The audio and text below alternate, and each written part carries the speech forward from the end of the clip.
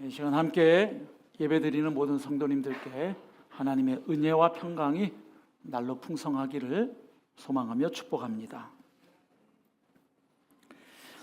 어느덧 7월의 첫째 주일 예배를 드리고 있습니다.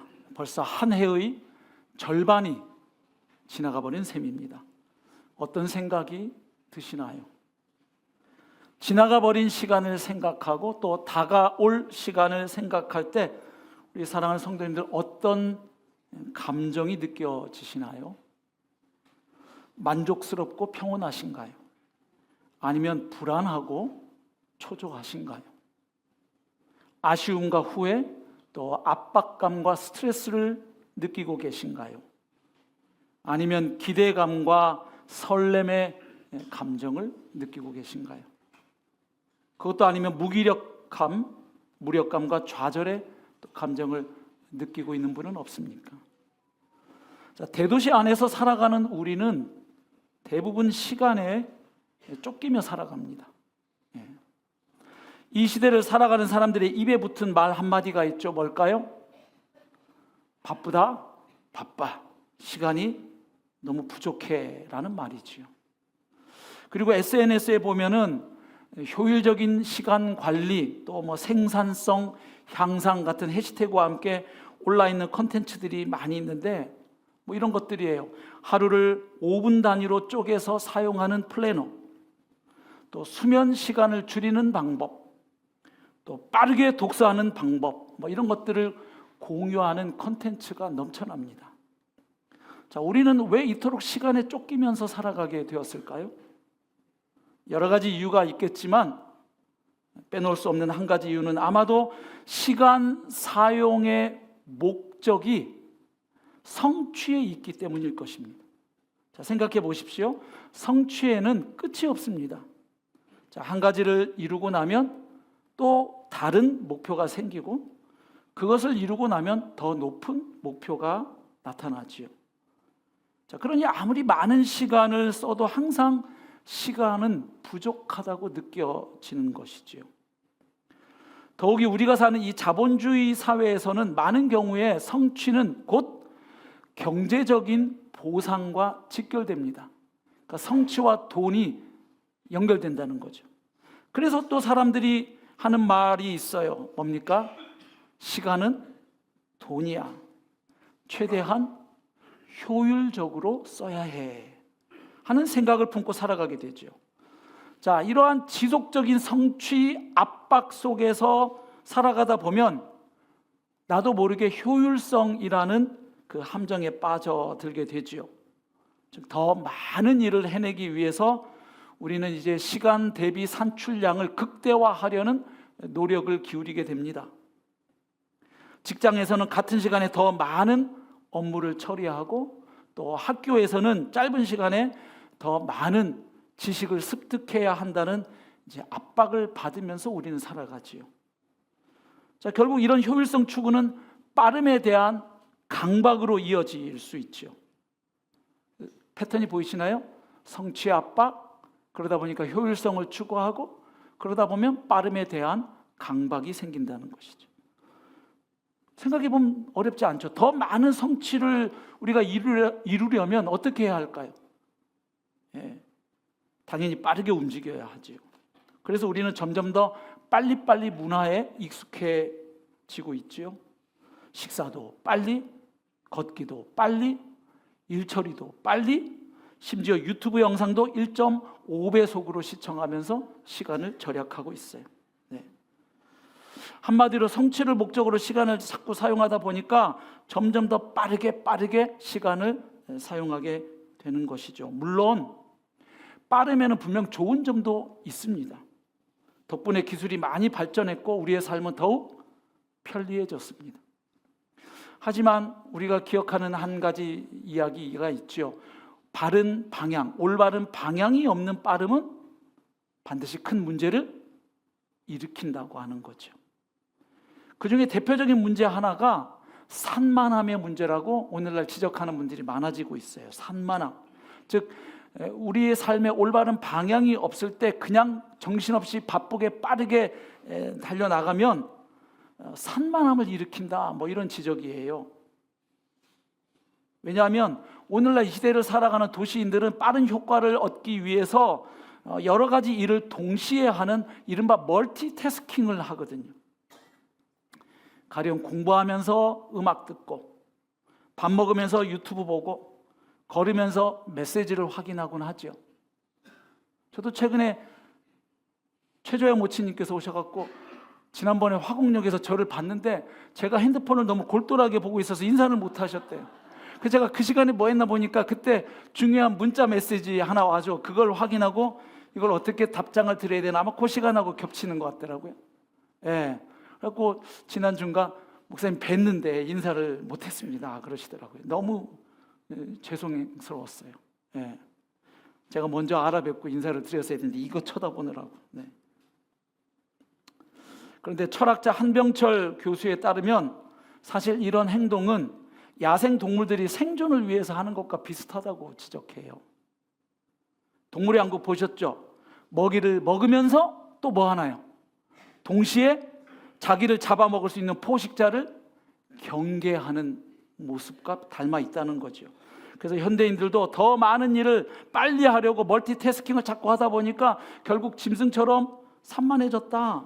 그러면서 산만해짐에 따른 결과를 이렇게 지적하기도 합니다. 한 연구에 따르면 2000년도에는 사람의 주의 집중 시간이 12초였는데 그 후에 이제 코로나도 지나고 하면서 8초로 떨어졌다는 연구 결과 보고서가 있어요.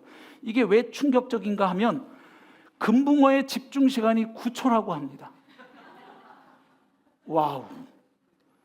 예? 빠름이 불러일으킨 인간의 산만함이 인간의 집중력을 금붕어보다 못하게 만들어 버렸다는 얘기가 되는 건데 충격적이잖아요. 그런데 우리 그리스도인들에게는 이 산만함보다 더 큰 문제가 하나 있습니다. 그게 뭐냐면 이 바쁨과 분주함이 우리의 내면 세계를 황폐하게 하고 심한 경우에 붕괴시킬 수도 있다는 거예요. 예. 과거에 저도 참 은혜 많이 받고 읽은 책 중에 슬로우 영성이라는 책이 있는데 그 책을 쓰신 분이 존 마크 코모라는 분인데 이분이 또 다른 책을 냈는데 24시간 나의 예수와라는 책이에요. 제자도에 관한 책인데요. 우리가 어떻게 실제로 이 바쁜 도시 속에서 예수님과 동행하는 예수님의 제자로 살아갈 수 있을 것인가, 그것을 잘 다루고 있는 아주 좋은 책인데요. 거기에서 이 바쁨의 문제에 대하여 이렇게 경고하고 있습니다. 한번 같이 읽어볼까요? 시작. 우리는 너무 많은 것을 너무 빨리 하면서 그러면 영적 삶이 죽고 감정적 에너지가 고갈되고 필연적으로 영혼이 시든다. 이 시대는 바쁘게 사는 게 능력의 표상인 것처럼 보이는데 그렇잖아요? 나 바빠 그러면 나 잘 나가고 있어 뭐 이렇게 여겨지는 세상 아니에요? 자, 그런데 지나치게 바쁘고 분주한 삶은 우리의 내면 세계를 피폐하게 만들 수 있고 우리의 영성을 시들시들하게 만들 수 있다는 사실을 지적합니다. 자, 결국 문제의 핵심은 우리가 시간을 바라보는 관점과 태도에 있습니다. 자, 우리가 사는 이 세상은 시간을 어떻게 바라보고 있습니까? 기본적으로 시간을 나의 소유로 여기지요. 그래서 시간을 바라볼 때 소비하고 활용해야 하는 자원으로 여기는 것입니다. 그러니까 결국 시간은 더 많은 성취를 위한 도구일 뿐이 되는 거죠. 도구일 뿐이죠. 그래서 이런 관점은 우리로 하여금 끊임없는 효율성 추구로 나아가게 하고요. 그 빠름의 함정에 빠져들게 하는 것이죠. 그 결과 이런 일이 생길 수 있다는 거예요. 정말 내가 누구보다 열심히 사는데 사실 요즘 우리 청년들 보니까요. 정말 치열하게 살아요. 열심히 살아요. 특히 이렇게 교회에 출석하는 청년들은 기본적인 이 시대 청년의 고단한 삶 플러스 또 주말에는 또 교회 와가지고 예배 드릴 뿐만 아니라 또 막 교사로 찬양팀으로 봉사하고 또 아르바이트도 3개씩 4개씩 뛰는 청년들 지난번 모사복 할 때도 보니까 정말 청년들 치열하게 살더라고요.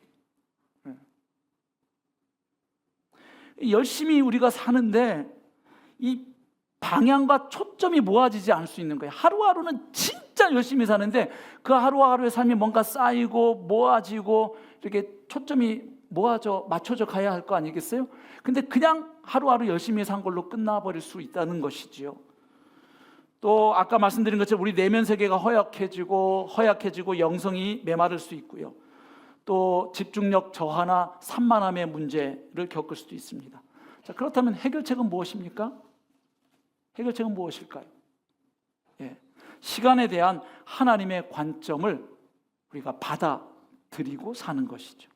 자, 오늘 본문은 우리 그리스도인들이 시간을 어떻게 바라보고 그리고 그 시간 속에서 어떻게 지혜롭게 살아가야 할지를 말씀하고 있습니다. 특별히 이 제한된 시간, 아주 짧고 유한한 이 시간을 살아가는 우리가 어떻게 이 세상 한복판에서 지혜로운 삶을 살아갈 수 있을지 말씀하고 있습니다. 자, 15절 말씀을 보겠습니다. 그런즉 너희가 어떻게 행할지를 자세히 주의하여 지혜 없는 자 같이 하지 말고 오직 지혜 있는 자 같이 하여, 기록되어 있죠. 자, 지금 사도 바울은 에베소 교회 성도들에게 말하고 있는 거예요. 하나님의 은혜로 구원을 받아서 빛의 자녀가 된 성도들은 이제 그냥 열심히 살아가는 게 아니라 마땅히 자신이 지금 어떻게 살아가고 있는지를 아주 주의 깊게 살펴서 그 결과 지혜로운 삶을 살아가야 한다. 지혜로운 삶을 살 것을 촉구하고 있습니다. 근데 여기서 지혜로운 사람들처럼 자신들이 어떻게 살고 있는지를 아주 주의 깊게 살펴라 하고 하는 이 말은 결국 에베소서의 흐름을 보면 이런 말이 되는 거예요. 과연 내가 구원받은 하나님의 자녀인데 과연 빛의 자녀로서 합당하게 살고 있는지, 또 내 삶의 양식과 방식이 주님께서 요구하시는 것과 일치하고 있는지를 깊이 성찰하며 살아가야 한다는 말씀이에요. 그냥 열심히만 살면 된다는 게 아니에요. 성찰하라는 거예요. 그렇게 해서 빛의 자녀답게 주님을 기쁘시게 해드리는 지혜로운 삶을 살아갈 것을 권면합니다. 자, 그런데 바울이 이렇게 요청하는 그 이유가 있죠. 잘 아시는 것처럼 에베소서는 두 부분으로 나누어지는데 1장부터 3장까지 전반부에서는 성도의 구원에 대한 놀라운 그 복음의 신비를 풀어내고 있습니다. 그 복음의 영광스러운 진리를 1장부터 3장까지 다각도로 풀어내고 있어요. 그리고 나서 4장부터 6장까지 후반부에서는 그렇다면 이제 그 복음에 합당한 신자의 삶은 어떤 것인가? 그래서 그 신자가 이런 삶을 살아야 한다고 권면을 주고 있는 부분이죠. 그런데 그 권면에서 계속 반복해서 등장하는 한 단어가 있습니다. 그게 페리파테오라는 단어예요. 오늘 본문 15절에 나오는 단어가 그 단어인데요. 너희가 어떻게 행할지를 자세히 주의해라, 살펴라 할 때 이 행한다라고 번역된 이 헬라어 단어가 페리파테오인데 그 단어의 원래 기본 뜻은 걸어간다, 살아간다 이런 뜻이에요. 그런데 이 후반부에서 이 단어를 사용해서 구원받은 신자의 삶은 어떤 삶이어야 할지를 계속 권면해 왔습니다. 4장 1절에 보면 구원받은 성도들을 향하여 이렇게 권면합니다. 너희들은 하나님의 부르심을 받았으니까 이제 하나님의 부르심에 합당하게 살아라. 여기 살라 하는 말이 페리파테오입니다. 그 다음 4장 17절에 가면 너희들이 이제 구원받아서 하나님의 거룩한 백성이 되었으니까 더 이상 하나님을 알지 못하고 살아가는 저 이방인들처럼 그렇게 살지 말아야 한다. 여기도 페리파테오입니다. 5장 2절에서는 이제 하나님의 백성들에게 권면합니다. 너희들은 사랑 가운데서 행하여야 한다. 사랑 가운데서 살아가야 한다. 사랑 가운데서 걸어가야 한다 말하는 것이에요. 그리고 오늘 보면 바로 앞 5장 8절에서는 이렇게 말씀하고 있죠. 5장 8절입니다. 너희가 전에는 어둠이더니 이제는 주 안에서 빛이라. 빛의 자녀들처럼 행하라. 빛의 자녀들처럼 걸어가라. 빛의 자녀들답게 살아가라. 이렇게 권면한 거예요. 그리고 나서 오늘 5장 15절에 와서는 너희들이 어떻게 살고 있는지를 주의 깊게 살펴서 지혜로운 삶을 살아가라 말하고 있죠. 그렇다면 너희들이 어떻게 살고 있는지 살펴라 하는 말 속에는 어떤 내용이 포함되어 있겠어요? 너희들이 하나님의 부르심에 합당하게 살고 있는지 살펴보아라. 너희들이 이제는 구원받았는데 이방인들처럼 똑같이 그렇게 살고 있지는 않은지, 세상 사람들과 구별된 삶을 살고 있는지 살펴보아라. 사랑 가운데서 살고 있는지 살펴보아라. 빛의 자녀답게 살고 있는지 살펴보고 지혜로운 삶으로 나아가라 하는 권면이 되는 것이죠. 그래서 오늘 본문 나머지 말씀은, 그러면 성도가 이 땅에서 지혜로운 삶을 살기 위해서 필요한 것이 무엇인가? 세 가지를 권면하고 있습니다. 첫 번째 권면은 무엇입니까? 우리에게 주어진 시간을 선용하라고 말씀합니다. 네.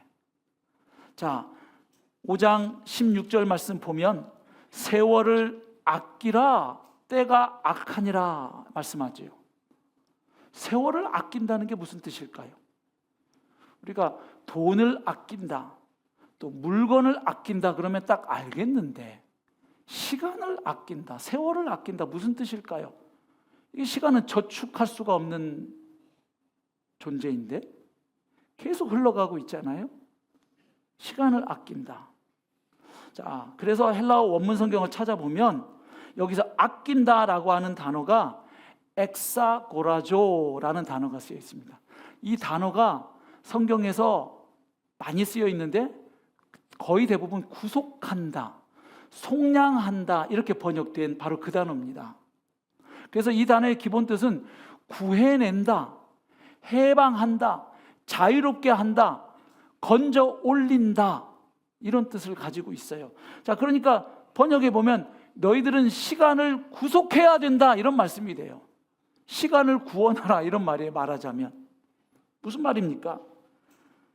노예시장에서 값을 지불하고 그 노예를 사서 자유인으로 풀어주는 것, 해방시켜주는 것을 우리가 구속한다, 속량한다고 말하죠. 바로 그것처럼 악한 권세자들, 악한 세력에 붙잡히고 포획되어 있는 이 시간을 다시 사서 그것을 하나님께 돌려드리라 하는 말이에요. 조금 더 쉽게 번역해 보면 이런 거예요. 아까 건져 올린다 이런 뜻이 있다 그랬죠. 그러니까 시간을 건져 올려라, 무슨 말이겠어요? 마치 강물에 빠져 있는 보물을 이렇게 건져 올리듯이 지금도 계속해서 흘러가고 있는 그 시간을 소중하게 붙잡으라는 거죠. 그래서 많은 영어 성경에서는 세월을 아끼라고 하는 이 구절을 모든 기회를 잘 활용하라, 잘 선용하라 그렇게 번역을 또 해놓고 있습니다. 말하자면 우리들에게 주어져 있는 그 모든 시간을 삶의 모든 영역에서 하나님의 뜻과 하나님의 통치가 이루어지는 기회로 삼고 활용하라 하는 뜻이 되는 거예요. 그러니까 너희들에게 주어진 그 시간은 너희의 삶의 현장에서 하나님의 뜻이 이루어지고 하나님의 통치와 구원이 구현되고 경험되는 현장이 될 수 있고 시간이 될 수 있다. 그렇게 너희들의 시간을 붙잡아서 건져 올려라, 시간을 구속하라 말씀하는 거죠. 왜 시간을 구속하라고 말씀합니까? 때가 악하기 때문이죠. 때가 악하니라 말씀합니다.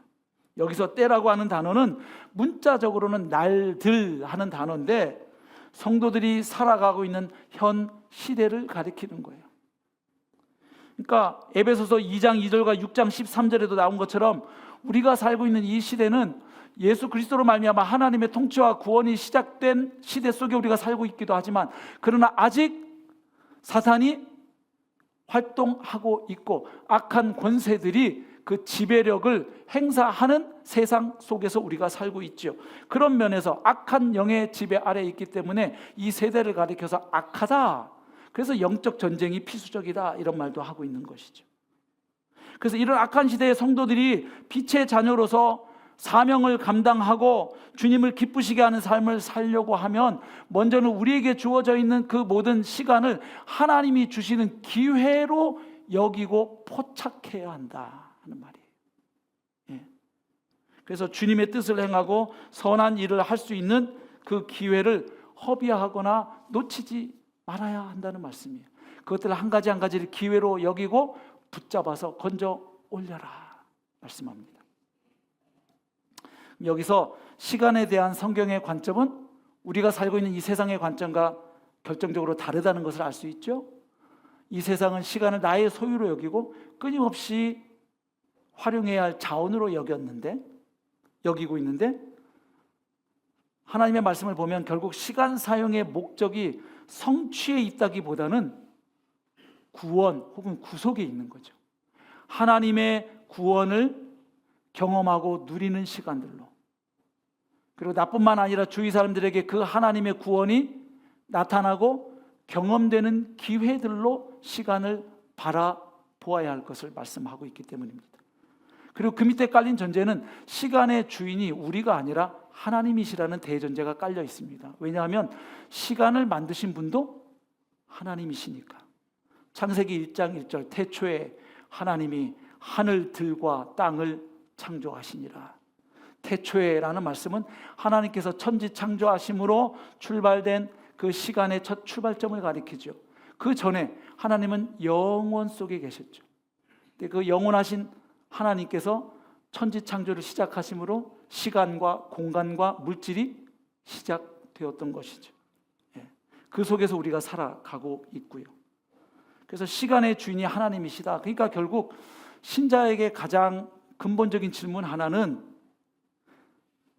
시간의 주인이 하나님이고 하나님이 주신 그 시간 속에 우리가 살아가고 있다면 결국 시간을 아낀다고 하는 그 질문은 다르게 번역하면 내 삶의 중심에 과연 누가 계시는가 하는 질문이 되는 거죠.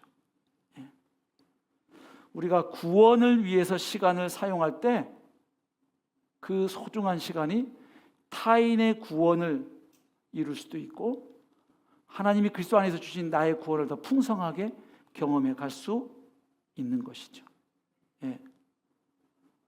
여러분, 복음서에 보면 예수님께서 제자들과 예루살렘을 갈 때 그때 맹인 바디메오가 그곳에 나타나서 다윗의 자손 예수여 나를 불쌍히 여기소서라고 막 큰 소리로 외칩니다. 그때 제자들 어떻게 반응합니까? 시끄럽다고 바디메오를 꾸짖습니다. 왜 그랬을까요? 지금 제자들에게 맹인 바디메오는 성취를 방해하는 존재죠. 지금 제자들은 어디를 향해 가고 있나요? 예루살렘을 향해 올라가고 있어요. 예루살렘에 빨리 도착해야 돼요, 제 시간에. 그런데 바로 바디메오가 바로 그 길을 방해하는 것처럼 느껴지는 거죠. 자, 그런데 예수님께서는 어떻게 반응하셨나요? 누가복음 18장 40절에 보면 예수께서 머물러 서서 명하여 데려오라 하셨더니 예수님은 걸음을 멈추셨어요. 예루살렘에 더 빨리 도착하는 그 성취보다 한 영혼의 구원을 위해서 이 시간을 쓰는 것이 더 하나님의 뜻에 맞다고, 중요하다고 보신 거죠. 그래서 예수님은 예루살렘에 더 빨리 도착하는 성취보다 조금 느리더라도 그 바디메오를 위한 하나님의 구원이 그 시간, 그 현장에서 나타나도록 하는 일에 자신을 들이셨고 시간을 쓰신 것을 우리가 알고 있죠. 자, 두 번째 권면은 이렇게 이어집니다. 시간을 구속하기 위해서는 우리를 향한, 성도를 향한 하나님의 뜻을 깨닫고 이해할 필요가 있다는 거예요. 17절이죠. 그러므로 자, 세월을 아끼려면 어리석은 자가 되지 말고 오직 주의 뜻이 무엇인가 이해하라 말씀합니다. 여기 이해하라라고 번역된 헬라어 단어를 찾아보니까 이게 상당히 지적 노동을 요구하는 단어가 쓰여져 있어요. 그냥 딱 보고 알았어 이게 아닌 거예요. 여기 이해하라 쉬니엠이라는 단어인데 우리에게 하나님이 주신 이 이해력을 사용해서 어떤 사물이나 사실에 대하여 깊은 통찰을 얻는 것을 의미하는 단어예요. 그러니까 주님의 뜻을 이해하는 데에는 상당한 지적 노력도 좀 필요하다는 것이죠. 그래서 주님의 뜻을 이해하려면 복음의 진리가 의미하는 바를 깊이 생각해야 합니다. 또한 성경 전체가 하나님의 자녀들, 하나님의 백성들에게 요구하는 바, 즉 하나님의 백성이 어떤 정체성을 가지고 살아가야 하는지, 어떤 사명을 가지고 살아가야 하는지 말씀하고 있는 그 내용들을 잘 이해할 필요가 있다는 거예요. 그래서 성경에 하나님의 백성을 향한 하나님의 뜻 굉장히 많죠. 근데 그것을 가장 엑기스를 모아서 조금 잠깐 나누고 지나가려고 합니다. 최근에 출간된 책, 세계적인 선교 신학자 마이클 고인의 책이 하나 나왔는데, 너무 좋은 책이 하나 나왔더라고요. 기독교 신앙의 정수라는 책인데, 그 책에서 제가 좀 도표를 가져와 봤는데, 이걸 보고 하나님의 백성을 향한 하나님의 뜻이 결국 어떻게 압축되는지를 한번 좀 생각해 보려 합니다. 자, 성경을 보면 하나님께서 죄인들인 인간들을 구원하실 뿐만 아니라 인간의 죄로 말미암아 망가지고 파괴된 이 하나님의 창조 세계를 다시금 회복해 가시는 하나님의 구원 역사를 기록하고 있죠. 그래서 에덴 동산에서 시작한 이야기가 맨 마지막에 새하늘과 새 땅의 이야기로 성경이 마무리되고 있습니다. 그래서 그 하나님께서 망가진 창조 세계를 회복해가는 이야기는 다르게 말하면 하나님의 선교 이야기인 거죠. 자, 그런데 그 이야기의 방향성이 있다는 거예요. 어떻게 나가냐면 아주 특수한 것에서 보편적인 것으로 나아가고, 하나에서 다수로 나아가고, 한 민족에서 모든 민족, 한 장소에서 땅끝까지 나아가는 일관된 패턴을 성경은 보여주고 있다는 건데, 한번 보시면 여기에 이 하나님의 선교 이야기에 세 가지 중심 주제가 있는데, 첫 번째는 복입니다. 복. 즉 창조 세계를 향한 하나님의 목적, 그것을 한 단어로 표현하면 복이에요. 복. 원래 하나님이 맨 처음 사람 만드시고 맨 처음에 하신 일이 뭐였어요? 사람에게 뭐 하신 거였죠? 복을 주셨죠. 창세기 1장에 보면. 그런데 그 다음에 범죄하고 나니까 저주라는 단어가 튀어나오죠. 그러다가 그 복이라는 단어가 다시 튀어나오는 장면이 창세기 12장에 하나님이 아브라함을 부르시면서 복 이야기를 다시 하시죠. 그래서 하나님의 목적은 뭡니까? 다시금 이 창조 세계를 향하여 하나님의 복을 주고 싶어 하시는 거죠.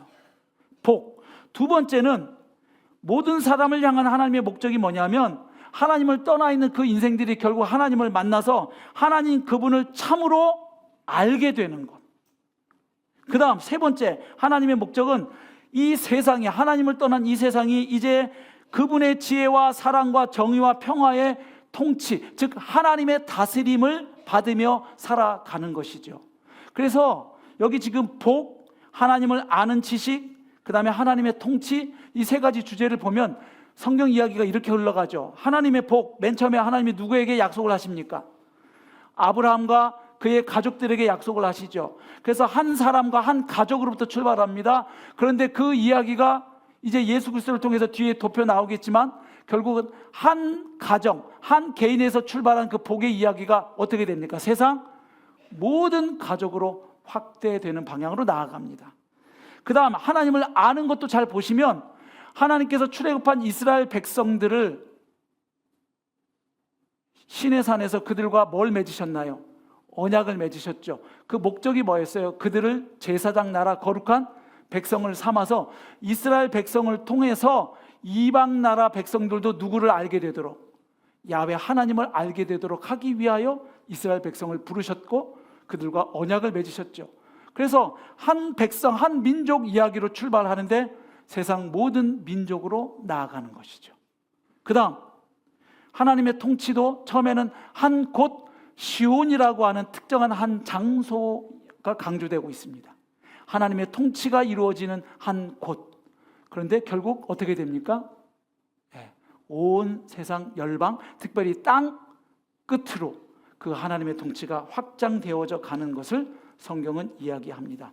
자, 그래서 성경 전체에 나타난 이 이야기를 볼 때 하나님께서 구원해 내신 하나님의 백성들이 갖는 선교적 사명이 있는데, 그것을 마이클 고인은 이렇게 한 문장으로 정리를 해놓았는데 한번 보여드리겠습니다. 이렇게 정리할 수 있습니다. 하나님의 백성은 열방의 저주 속에서 하나님의 복을, 열방의 우상숭배 속에서 하나님을 아는 지식을, 이방신들의 억압적 통치 속에서 하나님의 통치를 그들의 삶 가운데 구현하도록 부르심을 받았다. 다시 말하면 이렇게 번역해 볼 수도 있어요. 세상을 위해서 우리가 부르심을 받았어요. 왜냐하면 성경에 보면 교회는 세상으로부터 불러냄을 받은 공동체인 동시에 다시 그 세상으로 보내심을 받은 사람들이에요. 그래서 교회는 모이는 교회이고 또한 다시 세상으로 흩어지는 교회임을 성경은 이야기하죠. 예. 그래서 세상을 향한 하나님의 백성의 사명은 우상으로 가득 찬 문화 속에서 우리가 살아가고 있어요. 그런데 그곳에서 새로운 인류로 예수 그리스도를 주님으로 모시고 고백한 새로운 인류, 유대인 이방인 할 것 없이 예수를 주님으로 믿어 구원받은 이 백성을 성경은 새로운 인류라고 부르고 있는데, 그 새로운 삶을 통해서 하나님의 영광이 찬양받으시게 하고 세상 사람들에게 알게 하는 것. 뭘 알게 하느냐? 예수 그리스도를 통해서 이미 도래했고 그리고 앞으로 오게 될, 지금 세상 사람들이 살면서 경험하는 이 세상이 아니라 주님으로 인하여 온전하게 회복될 더 나은 세계에 관하여 그리스도인들은 삶과 말과 행동으로 증언하는 존재들이라는 거예요. 그러니까 여러분, 모든 그리스도인은 선교적 존재로 부르심을 받은 것이죠. 근데 그 선교적 존재라는 게 우리가 다 저 어디 아프리카 땅에 다 선교사로 가라 이 말이 아니라, 내가 살아가는 그 일상의 삶의 현장, 내 가정, 내 일터, 내가 속한 학교, 그것이 하나님이 나를 보낸 나의 땅끝이라는 거예요. 거기서 하나님과 동행하고 세상 사람들과 구별된 삶을 살 때, 그러니까 신자는 세상 사람들이 하지 않는 특별한 일만 하기 위해서 부르심 받은 건 아니에요. 예를 들어서 지금 우리가 모여서 예배를 드리고 있고 성경을 공부하고 기도하고 작은 교회 활동을 하고 전도하고 선교하고, 이건 세상 사람들이 하지 않는 활동이죠. 우리 그리스도인들은 그런 일을 하도록 부르심 받았어요. 그러나 여러분, 우리가 그런 일만 하고 살지 않아요. 실상은 일주일 168시간의 대부분은, 훨씬 더 많은 시간은 다른 데 쓰이고 있어요. 뭐죠? 일단 인생의 3분의 1은 잠자는 데 쓰여요. 그죠? 거기다가 먹고 마시고 사람 기다리고 전화하고 문자 유튜브 보고 일하고 공부하고, 그럼 그 많은 일상의 시간들은 어떤 의미와 가치가 있습니까? 그러니까 특별한 일만 하라고 부르신 게 아니라, 인간이라면 모두가 똑같이 하는 그 일을 세상 사람과는 구별된 방식으로 하는 선교적 존재로 부르셨다는 거예요. 그게 이제 미셔널 라이프예요. 선교적 삶. 그렇죠? 똑같이 아이를 다 키워요, 부모들이. 근데 세상 사람과 다른 방식으로 아이를 내고 키우면 옆에 엄마 아빠가 묻죠. 당신들은 왜 당신의 자녀를 그렇게 대하고 그렇게 양육을 하나요? 그럴 때 바로 소망에 관한 이유를 들려주는 거죠. 그래서 고린도전서 10장 31절에도 말씀하죠. 너희가 먹든지 마시든지 무엇을 하든지 다 하나님의 영광을 위하여 하라. 그러니까 예배하고 성경 공부하고 전도하고 선교 활동하고 이것만 하나님의 영광을 위한 일이 아니잖아요. 여기 지금 먹는 것, 마시는 일이 하나님의 영광과 결부되어 있죠. 여러분, 인간의 삶에서 먹는 것, 마시는 것은 가장 기본적이고 가장 원초적인 인간의 활동입니다.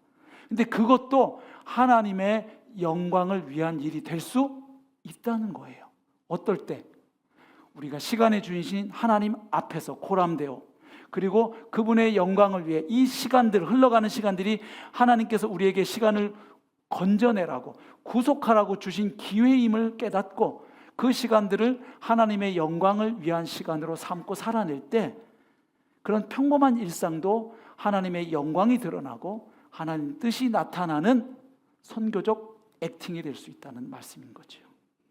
예, 똑같이 아이를 키우고 기저귀를 갈구하지만 다른 방식으로, 똑같이 일을 하지만 다른 마음가짐으로, 똑같이 사람들과 만나서 대화를 나누지만 다른 마음으로, 바로 그 구별된 삶, 거룩한 삶, 새로운 삶으로 하나님이 계시다는 것, 그리고 하나님이 회복하실 세상이 지금 이미 시작되었고 주님 다시 오심으로 반드시 그 새로운 세계가 온다는 것을, 근데 아직 보지 않은 현실인데 그것을 이미 발견한 우리들을 통해서 세상 사람들이 그것을 보게 하는 일에 우리를 부르셨고 우리를 다시 세상으로 보내셨다는 말씀인 것이죠. 그래서 이 큰 하나님의 뜻을 깨닫고, 그리고 우리는 하루하루라는 시간을 살아가니까 그날 향한 하나님의 뜻을 우리가 찾아가고 분별해가는 삶이죠. 우리 예수님의 삶이 정확히 그러한 삶이었습니다. 여러분, 마가복음 1장에 보면 그날 예수님의 하루 일과를 보여주는데 숨 돌릴 틈이 없었지요. 안식일에 예수님은 회당에서 가르치셨습니다. 귀신 들린 사람들을 고치시고 자유롭게 하셨어요. 그리고 또 베드로의 장모의 열병을 고치셨습니다. 그런데 이제 저녁 시간이 되자 사람들이 병자들과 귀신 들린 사람들을 어마어마하게 예수님께 데리고 왔습니다. 그래서 예수님은 또 늦은 시간까지 그들을 고치십니다. 아침부터 늦은 밤까지 정말 피곤한 하루 일과를 주님 보내셨죠. 자, 그런데 바로 그 다음날 주님이 하루 일과를 이렇게 시작하십니다. 마가복음 1장 35절 말씀 함께 읽겠습니다. 시작. 새벽 아직도 밝기 전에 예수께서 일어나 나가 한적한 곳으로 가사 거기서 기도하시더니. 아멘. 주님께서 피곤한 몸을 일으켜서 한적한 곳으로 가셨어요. 그리고 예수님은 하루 첫 시간을 이제 하나님 아버지와의 만남과 교제로 시작을 합니다. 그러니까 예수님은 시간이 남아서 기도하신 게 아니죠. 오히려 기도하기 위해서 시간을 따로 떼었고 구별했다는 것을 보게 돼요. 여기서 중요한 개념이 우선순위라는 거죠. 그러니까 우리가 밥 먹고 일하고 공부하고 뭐든 하는 그 일상이 다 하나님의 영광을 드러내고 하나님의 선교적 행위가 될 수 있지만 그 일상의 삶이 그렇게 포착하고 그 기회를 살려낼 수 있는 그 힘, 그 원동력은 주님과 함께하는 그 시간을 통해서 부어진다는 거예요. 위로부터 부어지는 그 지혜와 능력과 통찰력으로 지극히 평범한 일상, 아무렇게나 그냥 살아갔었을 그 시간을 새롭게 그 시간을 바라보게 하고 그 시간 속에서 내가 새로운 마음가짐과 자세로 살아가게 하는 그 힘이 위로부터 부어진다는 사실이에요. 그 주님이 바쁘셨지만 하나님 아버지와 함께하는 그 시간을 가지시는 겁니다. 자, 그렇게 주님이 아버지 하나님과 교제하고 기도하고 있는데 제자들이 찾아서 하는 말이 있었죠. 마가복음 1장 37절. 제자들이 와가지고 예수님께 뭐라고 말합니까? 주님, 모든 사람이 주님을 찾습니다. 이게 무슨 말이에요? 주님, 터졌습니다. 대박 났습니다. 주님 이제 슈퍼스타로 뜨실 일만 남았습니다. 무슨 말이에요? 전날 주님의 그 치유와 해방과 자유의 역사를 보고 사람들이 그 다음날 아침부터 엄청나게 주님을 찾는 거예요, 지금. 그러니까 주님, 이 마을에 지금 물이 들어왔다는 거죠. 부흥의 역사가 시작됐다는 거예요. 여기 주님 엄청난 일을 한번 하실 수 있을 것 같습니다. 사람들이 찾습니다. 자, 주님의 대답입니다. 1장 38절 함께 읽어보실까요? 시작. 이르시되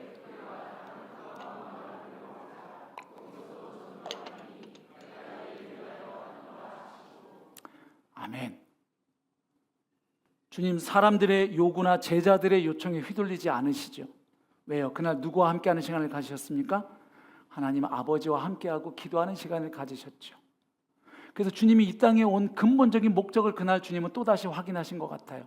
내가 이를 위하여 왔다. 이 마을에서 부흥을 일으켜서 슈퍼스타로 뜨는 게 아니고 주님이 가라 하시는 그곳 가는 곳마다 하나님 나라의 복음을 전파하는 것. 그래서 하나님의 나라가 바로 예수 그리스도 자신을 통해서 이 땅에 도래하고 있음을 보여주고 사람들을 그 나라 백성으로 초청하는 것, 바로 그게 주님이 이 땅에 오신 근본적인 목적임을 또다시 확인하셨고 그 근본 목적에 비추어 오늘 하루 또 나는 어디로 발걸음을 향해야 할지를 그날 판단하시고 결정하신 것이죠. 바로 아버지의 뜻이 무엇인지를 이해하고 살아내셨던 우리 주님의 삶을 보여줍니다. 그래서 이렇게 우리가 매일 살아가면서 주님의 뜻을 분별하려면 마지막으로 바울이 권면하는 게 우리의 능력과 지혜로는 안 된다는 거예요. 그래서 마지막 세 번째로 주는 권면이 뭡니까? 성령의 충만함을 받아야 된다. 18절 말씀이죠. 술 취하지 말라. 이는 방탕한 것이니 오직 성령으로 충만함을 받으라. 그러니까 하나님의 뜻을 우리가 알고 있지만 성경 전체를 통해서, 그런데 그 알고 있는 그 큰 뜻에 비추어 오늘 하루 내가 시간을 어떻게 사용하고 누구를 만나고 어떤 대화를 나누고 어떻게 살아가야 할지 그 분별하는 데에 있어서 성령님의 도우심과 지혜가 필요하다는 거예요. 그래서 우리가 성령으로 충만해져야 할 것을 권면하고 있습니다. 근데 특별히 무엇과 무엇을 대조하고 있나요? 술 취함과 성령의 충만함을 대조하고 있습니다. 공통점이 있지요. 지배, 영향력. 술에 취하면 술의 지배를 받습니다. 술의 영향력 아래 들어가서 이상한 행동을 하죠. 평상시에 쑥스러워서 말 한마디 못하던 사람이 술이 거나하게 들어가면 집을 가면서 노래를 불러 제끼시죠. 본인의 18번을. 그렇죠? 네, 그럴 수가 있어요. 그 술의 영향력, 알코올의 영향력 아래 들어가죠. 성령 충만도 성령님의 영향력 아래 성령님의 지배를 받는 상태를 말하죠. 성도 개인과 교회 안에 성령이 충만하게 임하셔서 그분이 영향력을 행사하셔서 우리를 다스리고 인도해 가시는 상태가 성령의 충만함이에요. 막 감정으로 격앙된 상태를 말하는 것이 아니라 성령께서 우리를 다스리시고 이끌어 가시는 상태를 말하죠. 그래서 술 좋아하시는 분들 하시는 얘기가 있더라고요. 처음에는 사람이 술을 먹다가 조금 지나면 술이 술을 먹다가 마지막에는 술이 사람을 먹어버린다. 딱 그 술의 지배를 보여주는 거죠. 특별히 여기 술 취함 얘기를 바울이 하는 때에는 그 당시 시대적 상황도 있습니다. 그 당시에 하나님을 모르는 사람들이 열매 없는 그 일에 참여하고 있다고 하는데 그 가운데 하나가 술 취함의 문화였어요. 특별히 그 이방신들을 숭배하는 것과 그 술 취함이 항상 결부되어 있었기 때문에 특별히 그걸 콕 집어서 이야기합니다. 그래서 술 취함의 문제는 방탕으로 이어진다고 말하죠. 술 취하지 말라 이는 방탕한 것이니. 방탕이라고 하면 무분별함과 낭비를 뜻하죠. 하나님이 주신 시간과 자원을 하나님의 영광과 하나님의 구원을 위해 쓰지 않고 헤프게 낭비하는 상태를 말하죠. 그래서 성령으로 충만해질 때 너희들이 주의 뜻을 잘 분별하고 그 결과로 하루와 하루의 시간을 구속하며 살아갈 수 있다는 말씀이죠. 왜 성령으로 충만해질 때 우리가 시간을 구속할 수 있을까요? 성령님은 로마서 5장 5절 우리가 저번에 본 말씀인데 하나님의 사랑이 성령을 통해 우리 마음에 부음받는다 그랬잖아요. 그러니까 하나님의 사랑을 더 깊이 깨닫게 하시는 분이에요. 그럼 하나님의 사랑이 깨달아지면 깨달아질수록 우리는 이 소중한 시간을 누구를 위해서 쓰고 싶을까요? 그렇죠. 하나님 그분의 영광을 나타내도록, 그리고 하나님의 뜻이 내 삶을 통해 이루어지도록 쓰고 싶어지고, 그리고 그 길을 찾게 되지요. 그리고 또한 성령님은 우리에게 시간 사용의 분별력을 주시지요. 왜냐하면 성령님은 진리의 영이라고 말씀하고 있거든요. 그래서 우리에게 깨닫게 하시고 지혜를 주셔서 이 소중한 시간을 잘 쓰게 하시는 것입니다. 말씀을 맺으면서 제가 최근에 책을 읽다가 접한 한 분 이야기로 마무리하겠습니다. 저는 몰랐던 분인데 김미경 씨라고 굉장히 유명한 강연가시더라고요. 자기 개발에 대해서 굉장히 멘토 역할을 많이 하시는 분인데 이분이 이제 최근에 예수님을 영접했다고 해요. 근데 그분의 이야기를 제가 좀 읽게 됐는데요. 이런 이야기예요. 이분이 100여 명의 직원이 있는 이제 회사를 운영을 했는데 매달 나가야 될 월급이 5억에서 6억 원이었대요. 그래서 이 5억에서 6억 원의 월급을 지급을 해야 했는데 코로나 이후에 매출이 10분의 1로 줄어들었대요. 그래서 이분이 경영자니까 어떻게 하냐면 주말과 저녁을 모두 반납하고 이제 일에만 매달려야 했던 거예요. 그래서 모든 시간을 우리가 앞에서 얘기한 것처럼 성취를 위해서 다 사용을 한 거예요. 그렇지만 상황은 나아지지 않았다고 합니다. 그러다 보니 이제 회사 내에서는 경영자인 그녀를 이제 비판하는 목소리까지 나왔다고 해요. 그래서 결국 그녀는 아주 신경이 곤두서고 이 내면이 피폐해졌다고 합니다.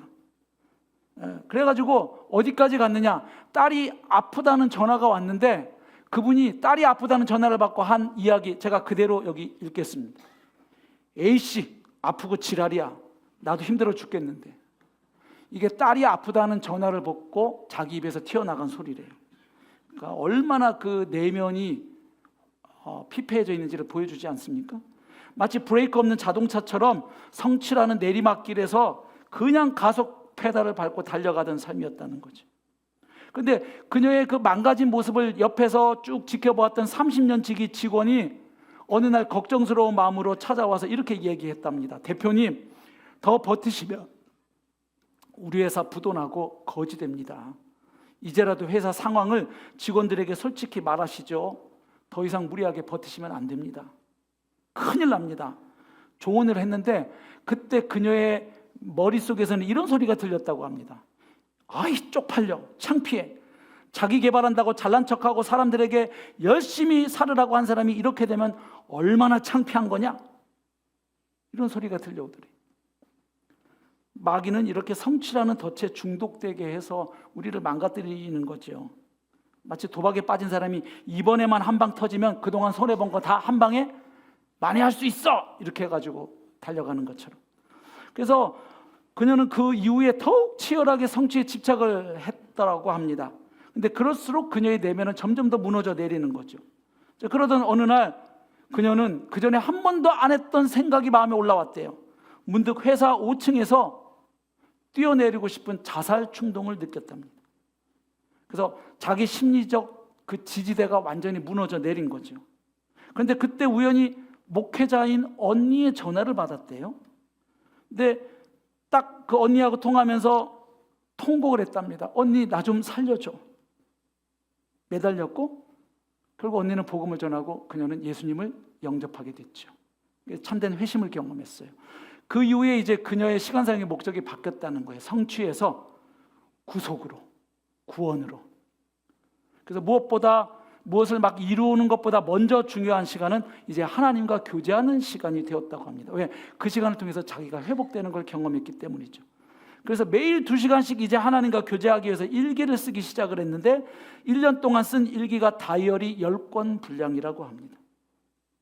그래서 여전히 그녀는 바쁘지만 이제는 하나님과의 그 관계에서 오는 기쁨이 크기 때문에 이제 시간을 기꺼이 하나님께 드리고 나머지 시간을 주님의 도우심을 받아 치열하게 그리고 누구보다 열심히 성실하게 살아내고 있다는 그 글을 최근에 읽었어요. 아, 그렇구나. 우리가 살아가는 이 시간을 대할 때 하나님의 관점으로 시간을 대하고 우리가 대부분의 시간을 살아가는 가정과 일터, 학교에서 내가 하나님과 동행하고 그 자리, 내가 그날 만나는 사람들, 그날 하게 되는 일들이 바로 하나님의 영광을 드러내는 일들이 될 수 있고 그것을 통해서 하나님의 구원이 누군가에게 나타날 수 있고 또 내가 그 하나님의 구원 역사를 더 그날 풍성히 경험할 수 있다는 이 기대감을 가지고 성령님께 여쭈면서 이 한 주간 살아내실 수 있기를 축복합니다. 일주일 168시간 대부분 우리가 어디 나가서 뭐 선교하고 전도하고 이런 일 안 하죠. 일하시는 시간일 거고 집 청소하시는 시간, 아이들을 키우느라고 씨름하는 시간, 학생들이라면 공부하느라고 쓰는 대부분의 시간들일 텐데 이 시간은 주님의 일이 아니야. 내가 큐티하고 예배하고 아니죠. 그 대부분의 시간을 쓰는 그 일상의 삶에서 성령님과 동행하는 가운데 그 평범한 일상을 비범하게 살아내시는 지혜로운 성도님들 되실 수 있기를 축복합니다. 우리 함께 찬양합시다.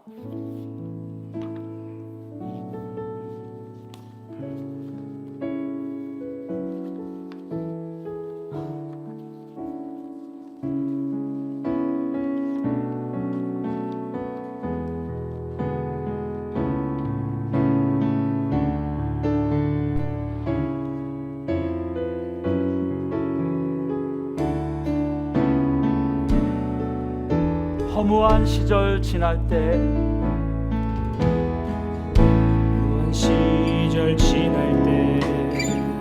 깊은 한숨 내쉴 때 그런 풍경 보시며 인식하는 분 있네.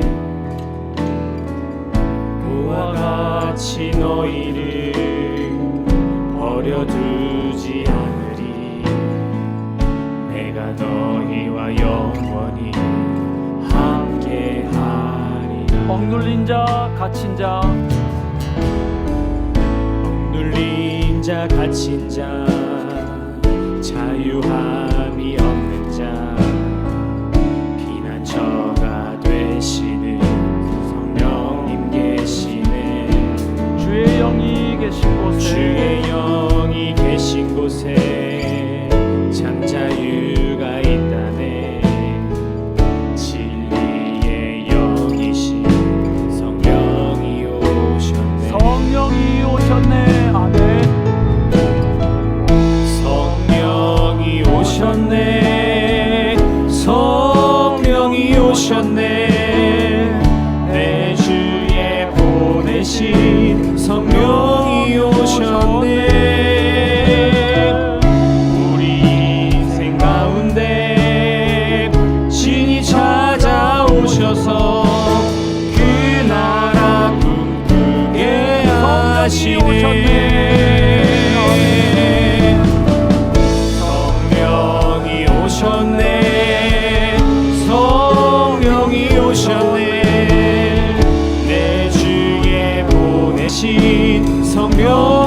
오셨네. 우리 인생 가운데 신이 찾아오셔서 그 나라 꿈꾸게 하시네. 기도하기를 원합니다. 결국 열쇠는 성령 충만이지요. 구원받은 성도는 이미 성령님을 받았고 성령님이 내주하고 계십니다. 문제는 그 성령으로 충만해지는 것입니다. 그러니까 없던 성령님이 오시는 게 아니라 계시는데 우리가 너무 성령님 눈에 안 보인다고 무시하고 산 건 아닐까? 또 에베소서 4장 30절에 보면 너희 가운데 거하시는 하나님의 성령을 근심하게 하고 슬프게 하지 말라고 말씀하고 있잖아요. 정욕과 탐심, 내 악한 소욕을 따라서 계속 살아가면 성령님이 우리를 버리거나 떠나시지는 않지만 한쪽 편으로 뒤로 물러나신단 말이에요. 그러다 보면 점점 더 성령님의 존재가 안 느껴져요. 성령님의 음성이 안 들려요. 말씀 읽어도 예배 참석해도 하나님의 음성 안 들린단 말이에요. 그냥 나 혼자 열심히 그냥 치열하게 살아가는 삶이 되죠. 그래서 우리에게 필요한 것은 성령님의 내주를 먼저 믿고 인정하는 것, 그리고 성령님을 갈망하고 그분과 교제하고 그분의 인도와 도우심 받기를 원하는 마음, 또 죄악된 삶에서 돌이켜 거룩하신 영인 성령이 싫어하시는 삶의 자리에서 떠나는 것, 회개의 열매죠. 그리고 더욱 그분을 사모하는 것. 그래서 이 시간 우리 함께 기도할 때 성령님, 내 안에 계시는 성령님 역사하여 주십시오. 성령으로 충만케 되기를 제가 원합니다. 성령님, 나를 인도하시고 나를 지배하시고 다스려 주십시오. 가르쳐 주십시오. 이끌어 주십시오. 힘과 능력과 지혜를 주옵소서. 함께 기도합니다. 주여.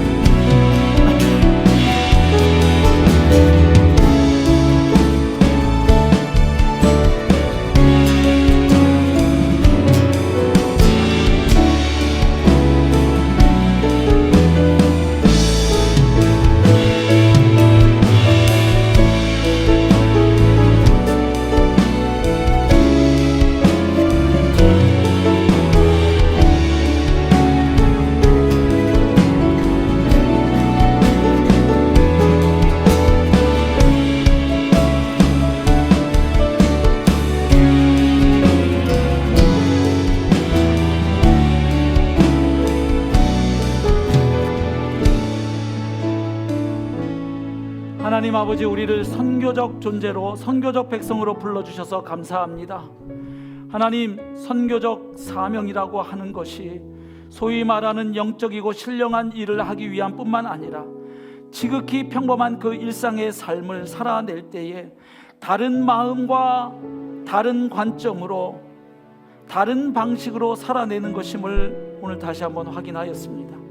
예, 주님, 평범한 일상을 비범하게 살아내는 한 주간 될 수 있기를 빕니다. 성령님과 동행하는 한 주간, 성령님께 여쭙고 걸어가는 한 주간 되기를 소망합니다. 하나님의 말씀의 뜻에 비추어 하루하루의 삶을 하나님의 구원 역사가 나타나고 경험되고 누려지는 기회로 여기고 그 흘러가는 시간을 구속해내는 한 주간의 삶이 이어지게 하옵소서. 하나님, 이제 공예배를 마치고 저희들 삶의 자리로 나아갑니다.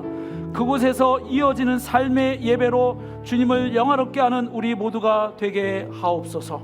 감사드렸고 예수님의 이름으로 기도하옵나이다. 아멘.